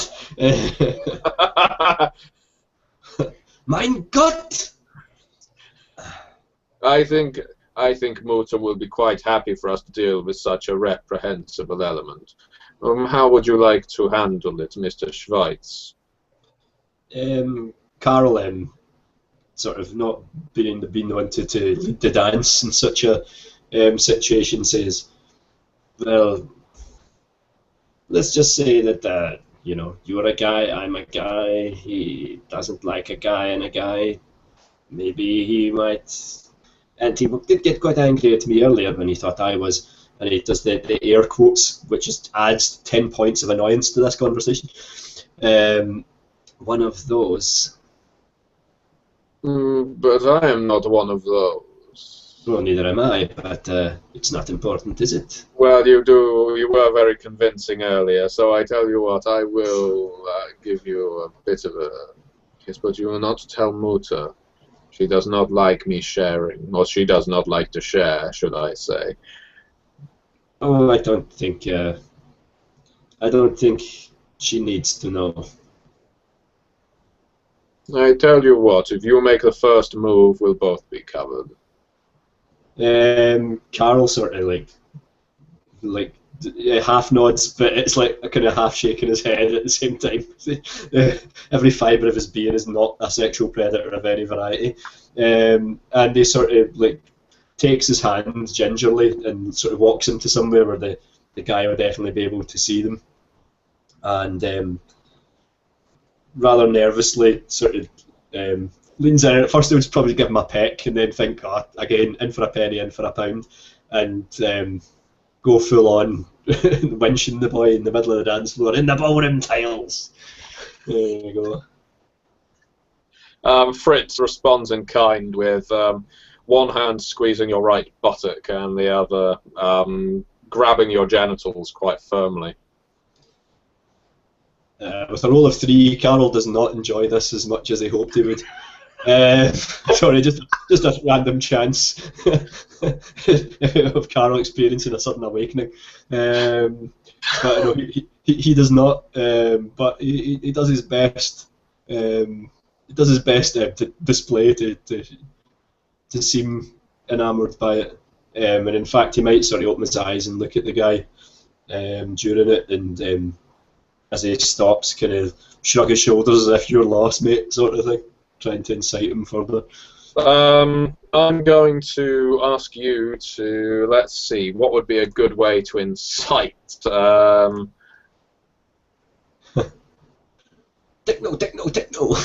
There's no techno ability, I'm afraid. Just keep shouting at him until he gets angry. Probably manipulation again.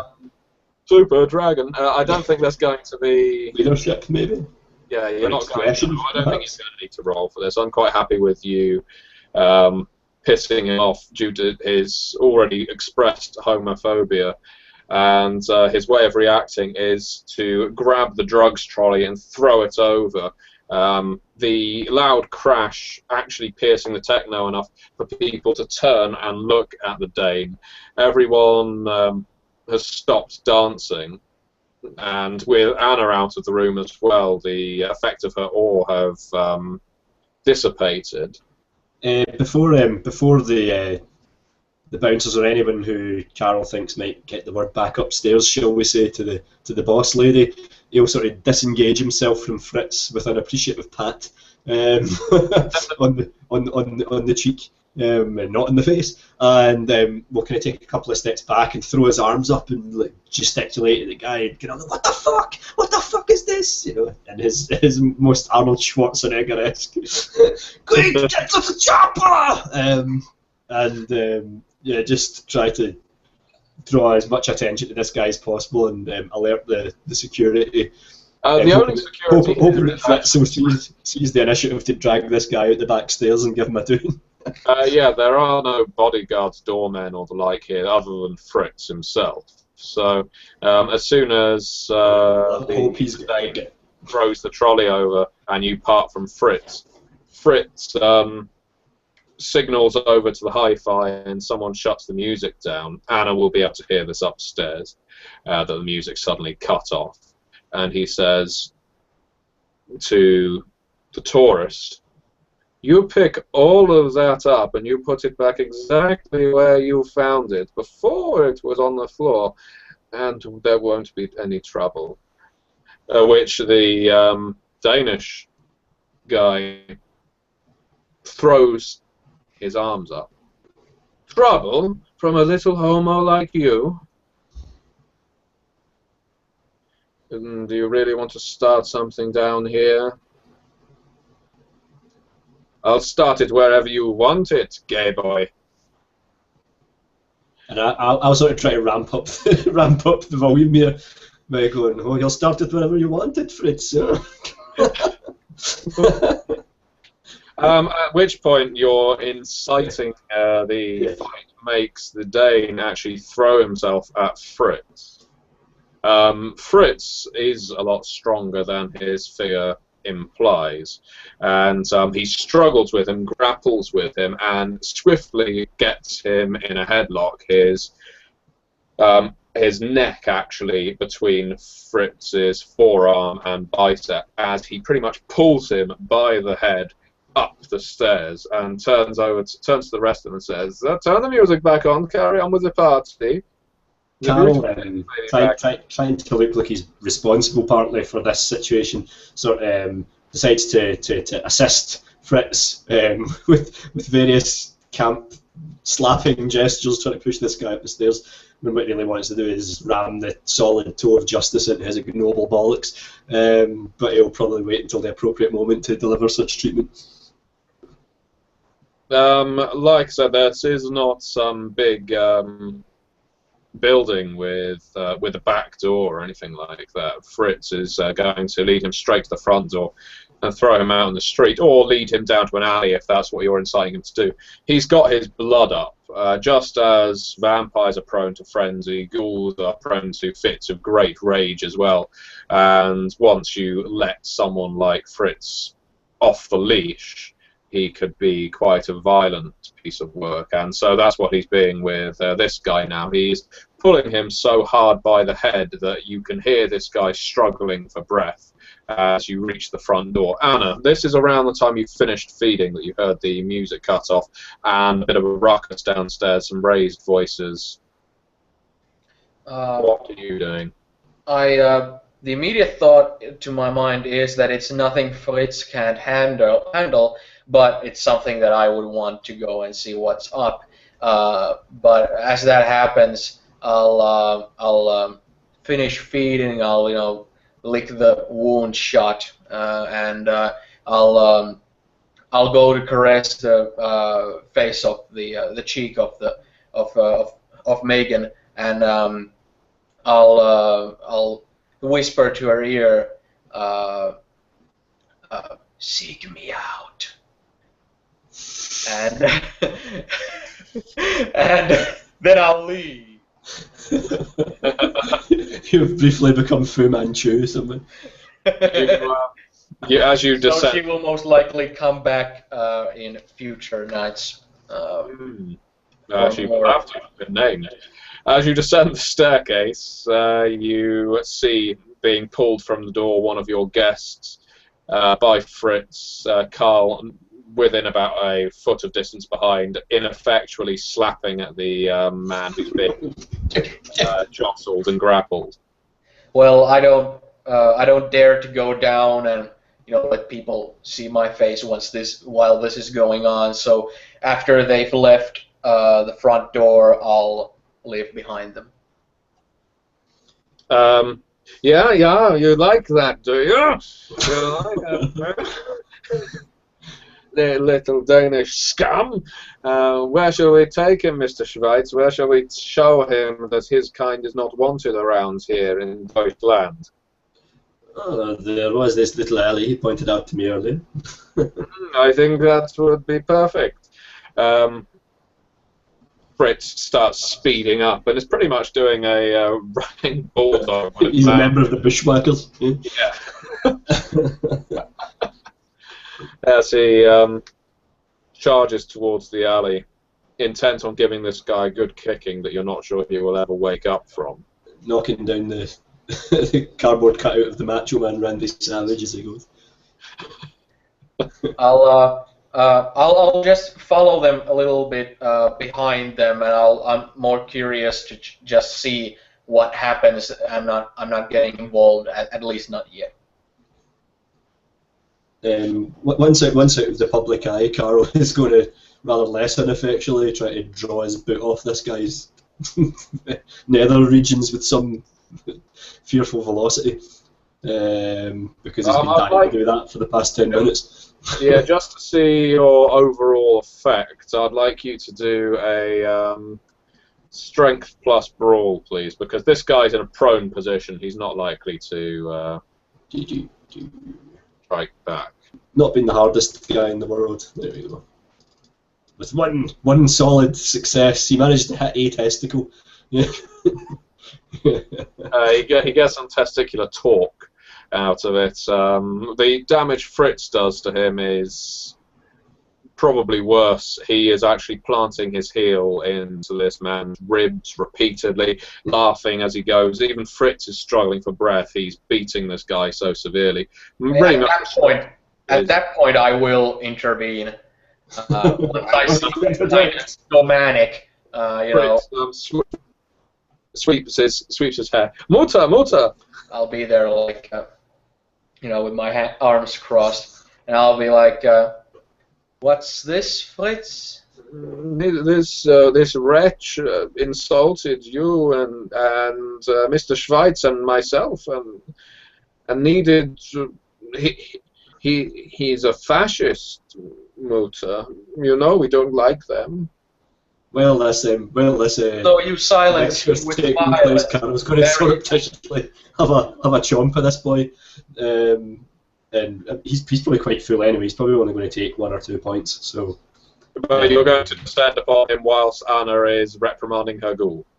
Yeah, as long as there's no one around to see. Yeah, you're in a darkened alley in a not particularly built up part of town. That was the arrangement. So I'm not going to waste this chance because I'm definitely not on the pool tonight. With like something. So Anna, you see, as you're giving Fritz a firm talking to, Carl just falls to his knees and starts drinking from the battered form of the Dane. And as has been commented on Facebook, he has a Danish. All right.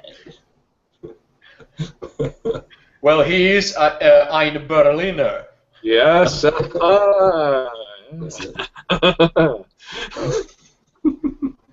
Ich bin ein Berliner. I'll teach you to call me pastry-faced. Sorry, pastry-faced. Mutter, he was causing trouble. So you silenced the fascist with violence. Very, very nice. Danish bacon, yum yum yum yum yum yum. Sorry. You have been. I've left you in charge of quality control when it comes to the visitors of this humble little club of mine, and this doesn't bode that well for it. He sweeps his hair again. But Mutter, he is a friend or cousin of one of our regulars. That he is there every week. It is one you know, one you have fed from before. I didn't think it would be a problem. Well, don't be expecting to come home for dinner tonight. But Muta, where am I going to stay? You're going to stay here. You're going to escort everyone out when the time comes, and there is a nice girl upstairs that you're going to see that gets into a cab when she starts to wake up, and that is your duty. Don't dare show your face back home before that is done good and proper. Do you hear me? Yeah, I hear you, Muta. I would not disobey you, of course. I would never disobey you. I am so sorry that I have disappointed you. So ashamed. Now go and fetch Bruno from across the building. There's a little bit of character development upon hearing this exchange, and the actual exact phrase, "I'm sorry to have disappointed you," Carl maybe snaps up from his feeding and ruining the very good shirt that he's been given. And no, he'll have a thought about the parallels between this and how pathetic this seems to him at first, and then think that it was not but a few hours ago that he himself was in the very same position, and yet he is kindred. He ponders this as he continues having a Danish. Now, as we have reached the 2-hour mark. Boom. We can continue on for a little while longer. Let's finish this night. We'll finish this night. Okay. Bruno, well, are you interacting with Carl at all? Not really. I'm just looking at him while waiting, but I'm not giving a specific facial expression because it's not my position to judge him specifically. I'm more just from my face one could read that I'm just disappointed in one of my kids. One of my boys has been acting up and it's caused me embarrassment. And I'm just kind of...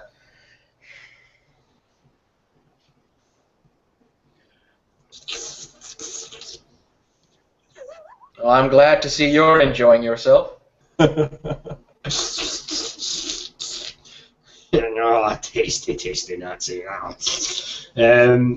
No, Carol isn't engorging himself here. He's relatively full from the mangled sod that he pretty much attempted to diablerize earlier. So he'll probably very quickly lick the wound closed and stand up and shake his head, and then turn round and see the toe-tapping maiden standing at the end of the alleyway, and I'm sure I don't need to tell you that I do not need any extra attention that an ambulance would bring to this little location of mine.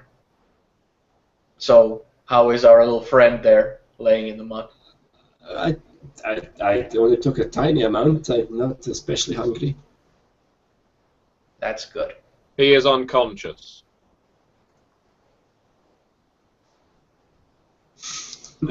And there is I'm not telling her that. blood around his lips.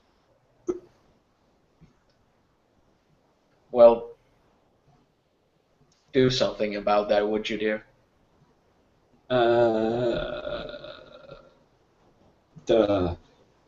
Okay, Carol, not Do be a an perception plus medicine, please. medicine, you say? Yeah, Not- I know. Is that the skill no one has? The knowledge no one Not the staple of a gourmet chef. has. Perception, on the other hand. What are my dice all about? Okay. I see Anna. I can't stop looking at Anna and her disapproving look and her tapping toe that sounds so much like the deadly techno music that brought me to this through a gay sexual awakening to a violent physical encounter with a fascist. Thinking this night could possibly get any worse than it's already gone for Carol You Schweitz. can't tell what's wrong with the Dane, but he seems to be struggling to breathe.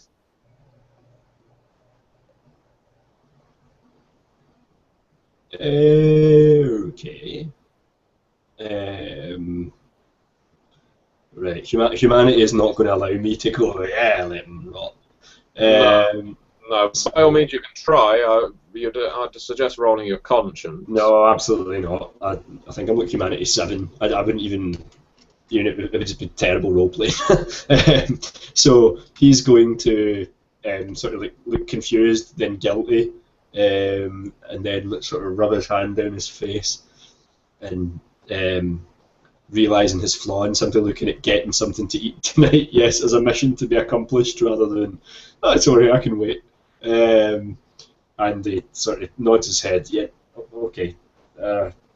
And he begins trying to come up with a plan for exactly how to get this guy to hospital without making it quite clear that he got a doing in this secret club.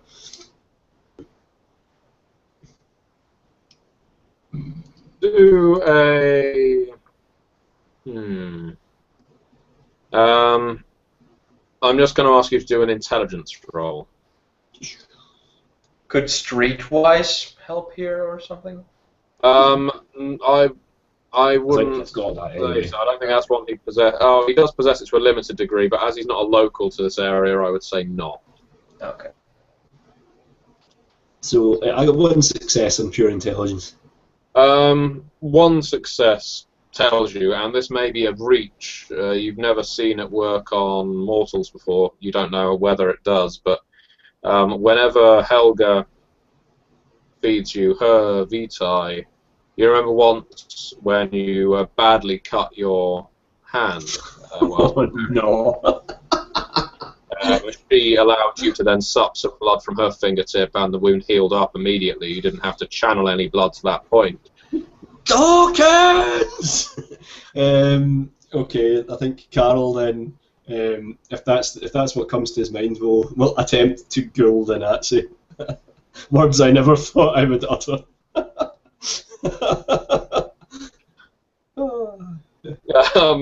Okay, I'm taking some of his blood. It's only right that I give some back. You know? Yeah. How are you going to go about doing it? No, not with the steak knife that I threw away earlier. I'll probably just use my own teeth, to be honest. I think that's the only thing I've got that could make a wound. And sort of like, I'm not going to move the guy really, just sort of let the drops start going into the guy's mouth. And then when he starts to maybe look a bit more animated, like, jam it in there, or he might grab me, who knows. I'll allow you to do that on 1 blood point. You lose 1 blood point. Yeah, right. It's back to me. And he looks... His breathing evens out. He's still not conscious, but he's... well, medically speaking, yeah, you'll find out if you keep him around with you. Can I have to? You see him look over into the alley. He looks to Anna. Muta, would you like for me to do something with him before I come back for you?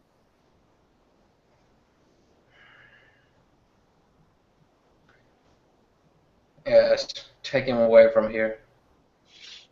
If he gets out and he lifts the man up pretty effortlessly and puts him into the back seat. I will be back within 10 minutes. He drives off, and you see Fritz around the same time re-entering the club, looking with his head downcast. I'll when I look at to his direction, I'll have this very stern face on me. He gives one meek glance up, and upon seeing your stern glower, he looks immediately down again. Carol feels bad. He feels as though he's led the poor guy astray. Something that he never thought he'd ever do. He was led astray a long time ago. The world of darkness corrupts the best of us. And Carol also looking a little bit confused by this whole episode. will contemplate his next move. He's not sure if he should go back in, or if Anna even wants him to at this point. He feels like he's let the side down again. Well, at least that's taken care of now.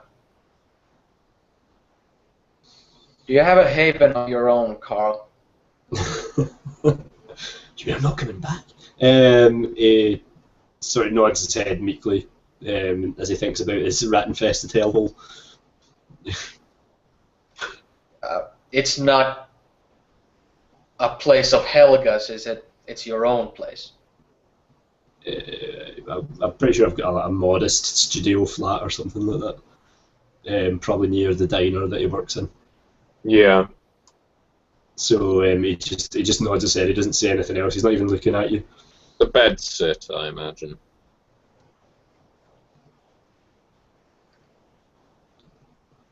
Good. I was just wondering if you're the only place you would have had would have been Helga's. Since you've just arrived in town, it's looking at my boys fumbling about every once in a while with these fuck-ups. Something you best keep in mind is that something that these boys bring to my mind often is be self-dependent. That's a good value to keep close to your heart in this town. Don't suck up to your superiors, or at least whenever anybody is watching. You look like a sap. And I look at into the direction of Fritz when you do that.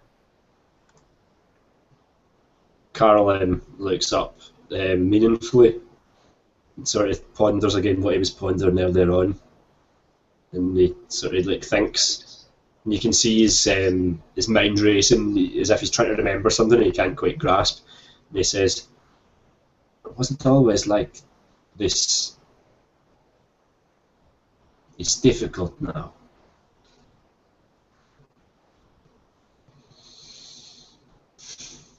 These final nights, it's difficult for all of us, especially in this climate.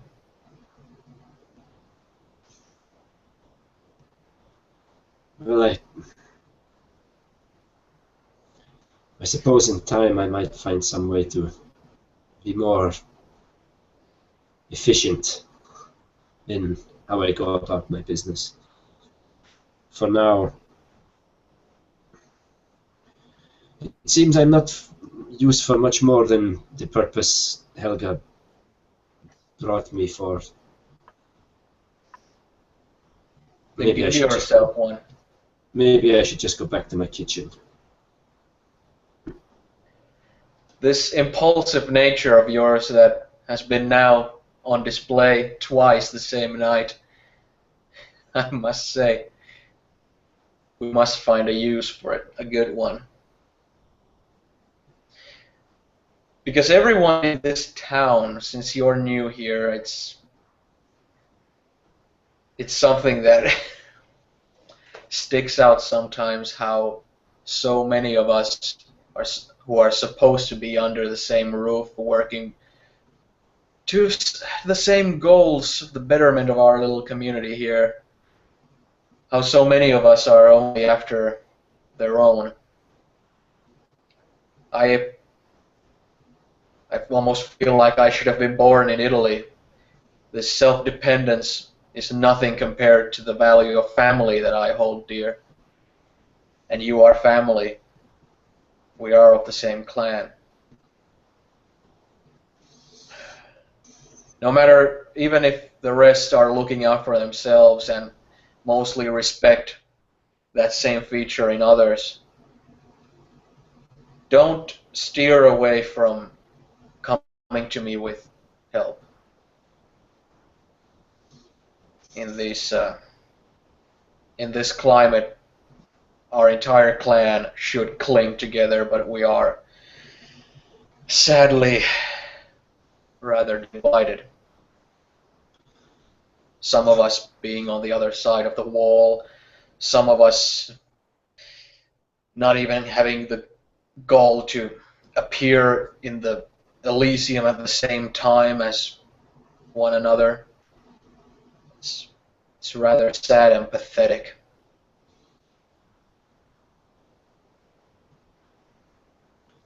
So don't let any of that rub onto you. It's just like this impossible ladder. I don't want to disappoint my sire. My sire doesn't want to disappoint the prince who knows what his desire is or who his masters are. I don't even understand the whole structure. Where does it end? What's the point? What's the purpose of all this? You'll figure it out. You'll figure it out. There doesn't seem to be any direction. Go here, do this. Go there, do that. Never any more than this. Well, with us, the good thing is that we mostly live long enough to figure it out for ourselves, unlike most of the mortals. We'll figure it out as well. Then perhaps this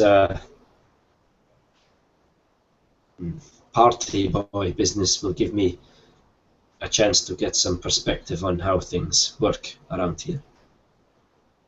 I should hope so, and I'm sure of it. Carol then, sort of after his little tirade, sort of looks down at his the clothes that you've given him and glances back up again, sort of through his eyebrows, and says, "I'm sorry if I ruined your evening," and begins to sort of make his way out in the alleyway.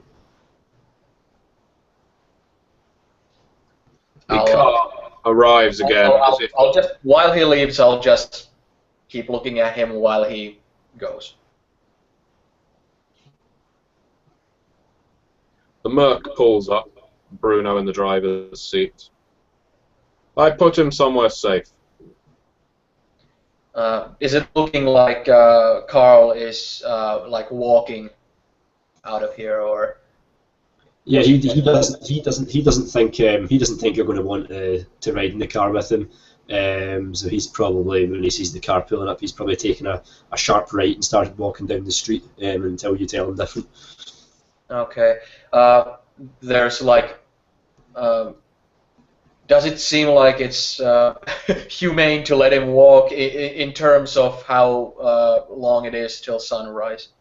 You've probably got another 2.5 hours till sunrise, so one could imagine if he was in any dire straits, he'd be able to get a taxi. Okay. Well, then, as he walks, I'll look after him. Like I'll look at him as he's, walking away, and then I'll just smile to myself and step into the car, and I'll say to Bruno to take me home and call Werner, Klaus, and Friedrich.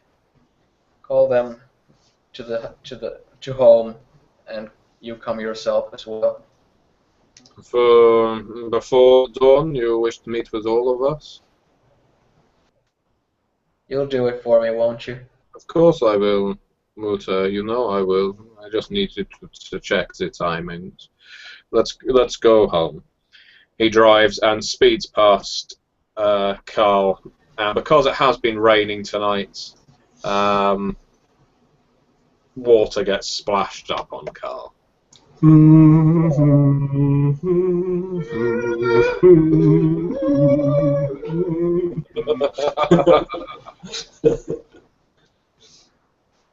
Hey, Malkovich, think fast. I think we should change the title of this game to The Agony of Karl Schweitz, Chapter 2.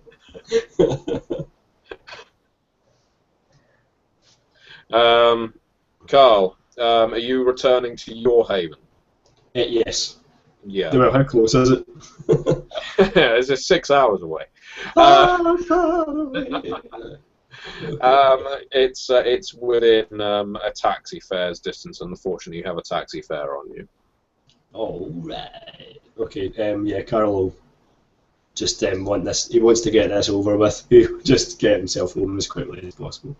Your haven, it's kind of within the shadow of the wall. It's certainly within sight of the Berlin Wall, so it's not exactly an area most people like to live in. But you are affluent Kindred, and so you find your haven as you left it.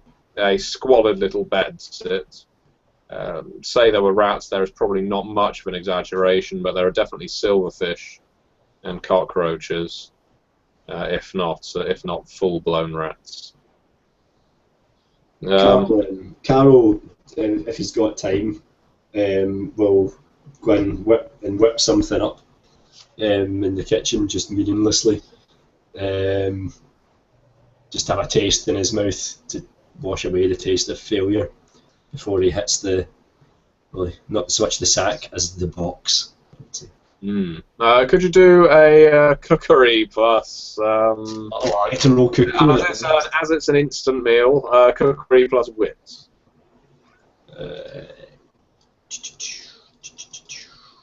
And he does have a specialty. Well. He does have a specialty in his cookery professional skill.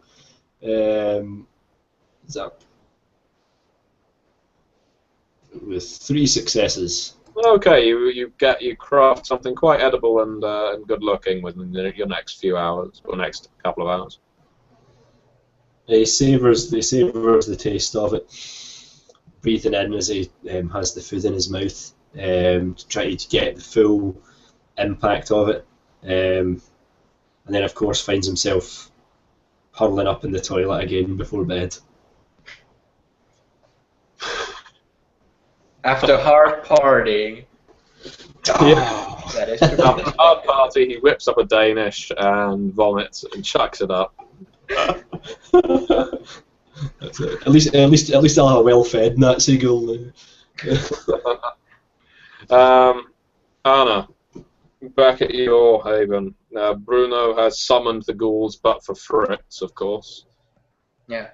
I will have gone up by myself at first, and I would have, while waiting for my boys to come in, I would have dressed myself in an evening gown, being nude under it, and once my 4 boys would come in, I would then simply be waiting for them at my bedroom doorway. My bedroom being completely like, because they're in the like architecture, there have been like windows. It's like completely covered in these heavy curtains and heavy silks that are all very like blood red. Like it's a mixture of red and black in there. Black mostly due to shadows and dark, but every surface that reflects any kind of color, it's dark red or kind of crimson type of color. And I'll be waiting there, and once they come in, I'll just take steps backward, and I'll just say, "Come to your mutter," and I'll like act in this way as if I'm getting like these warm, like these flashes, and I'm just like in this very like erotic display of of body language as I'm like undressing the evening gown, and I'm expecting the ghouls to also remove at least the majority of their clothing, and I will go to lay on the bed on my back, and I will, with my hardened fingernails, I'll cut from like ear down, and I'll cut from around my nipples, so that they'll, like puppies, they'll suckle on both sides of my neck and both sides of my breast, and I'll just lay there with this expression on my face of like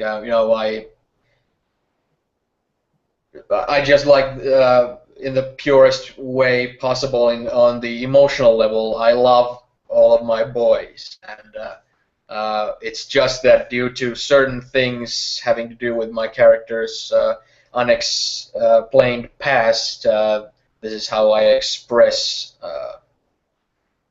these sort of feelings. Yeah.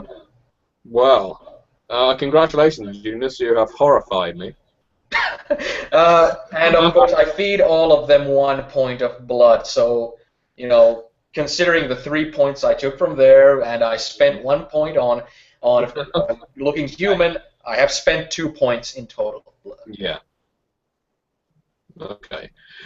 Before the evening closes, they are all, of course, satiated, but they all know when to stop. They know not to cross you and try and drink too much. And eventually, I forgot one thing, and that is that while they would have been feeding, I would have been like caressing, like stroking their hair and telling them their marching orders for the day in this very won't you do this favor for mommy, type of thing. Yes, Mutter, yes, of course. and it'll be, I'll ask one of them to go to the St. John's Rightful Word Church and just, check the place out, have their eyes, ears, and everything, observe what the place is like, what sort of people go there, and, be ready to report in tomorrow night to me. And another one I'll send to the university, and I'll tell him to take the student ID from my purse when he gets to the grounds, so that if somebody he can like flash student ID. Okay. So that's basically So tomorrow night I would be expecting a report about what to expect from those 2 places. All right then. They have their marching orders. Excellent. So the dawn comes, and both Kindred fall to the sleep of the damned. A relatively restful slumber, considering the events of the preceding nights. But both have been fed, even if Anna, in her case, has then spent much of the blood. But that is the cycle that she lives in. Always a cycle of consumption and distribution. That is how a mother cares for her children. And so we come to the end of our session on a particularly disgusting note. And thank everyone for watching. And the players, of course, for this session will gain 3 experience points each. Apologies to the viewers for it being so brief. Before we conclude, as with last time, and going out of character now, is there anything that the players wish to have clarified about this session by way of characters that have been met, information that's been obtained, or the like? I can't come up with anything particular at this point. No? I think it's more questions that have been raised for Carol than actual answers. Both personal and to do with the sort of mystery. But most of the mystery was at the beginning of the night, and the end of the night was most largely about why does fate conspire to put me in these ridiculous positions. But one thing Carl has, of course, discovered is the healing power of Vitae on mortals. Yeah, I don't think he realises the full impact it'll have had on the guy, but... No, when he starts knocking on your door and asking you to be your best friend, you might... Yeah. I kicked your arse. No. Or I had my friend do it for me. Mm-hmm. Well, in that case, we're going to... I see William... boy! Yes. And now William Shatner to play us out. Yes. The hunt for Party Boy continues. And we stop broadcast.